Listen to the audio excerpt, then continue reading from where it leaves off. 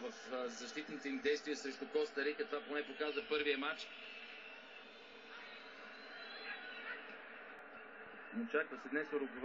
Очакваше се по-скоро днес Уругвай да се защитава повече, но според мен това няма как да стане с тази схема, която избра Табарес.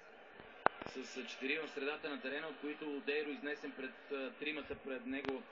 Кристиан Родригес отляво, Арело Риас в център и Гонзалес. Ключова роля определена в днешния матч ще имат Джерард и Хендерсън за Англия.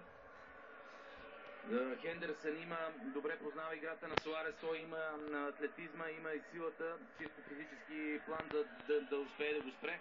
Разбира се, двамата крайни бранители на Англия, този, който в момента владее топката, Лейтън Бейс и Глен Джонсън, ще се изиска от тях малко повече да помагат в офанзивен план. Точно към Глен Джонсън е насочена топката от Джерард.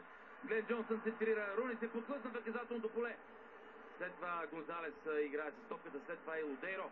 Атаката на Англия продължава. Лейтън Бейнс, Джерард, дясен свободен, Глен Джонсън.